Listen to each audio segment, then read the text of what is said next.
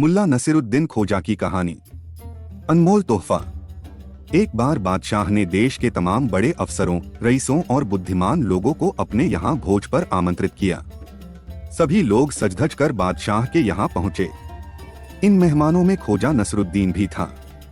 बादशाह के निमंत्रण पर आए उन सभी लोगों में से किसी की भी समझ में यह बात नहीं आ रही थी कि आखिर हमारे कंजूस बादशाह ने यह दावत दी तो क्यों दी।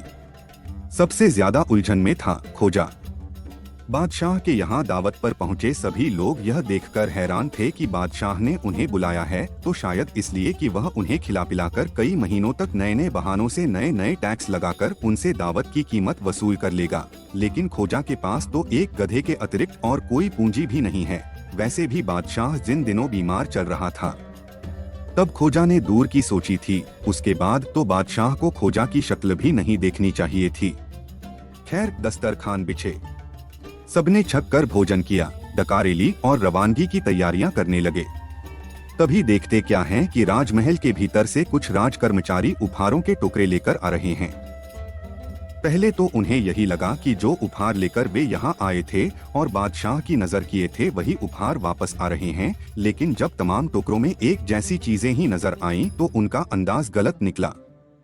बादशाह ने तमाम मेहमानों को कपड़ों का एक जोड़ा भेंट किया। सबसे अंत में बारी आई खोजा की, उसे भी एक जोड़े कपड़ा भेंट किया गया।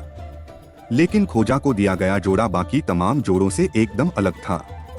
वह जोड़ा आदमी के पहनने वाले कपड़े का न होकर गधे की पीठ पर रखे जाने वाले जामे का था।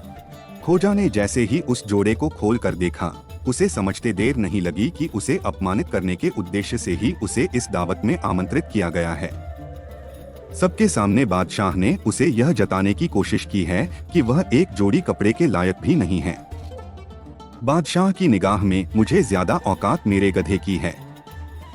फिर इससे पहले कि वहां मौजूद मेहमान खोजा की हंसी उड़ाएं, खोजा ने हंसते हुए कहा, मेहरबानो, आप सब देख रहे हैं कि बादशाह हुजूर मुझे आप सबसे ज्यादा पसंद करते हैं।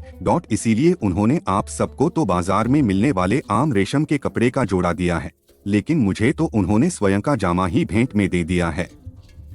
खोजा की बात सुनकर वहां उपस्थित सभी मेहमान ठहाके लगाकर हंसने लगे, लेकिन बादशाह के चेहरे पर जैसे कालिक ही पुत गई। वह मुंह फेरकर चुपचाप महल में चला गया। अन्य शानदार कहानियों के लिए चैनल को सब्सक्राइब करें। कृपया लाइक करें और कमेंट करें आपको कहानी कैसी लगी।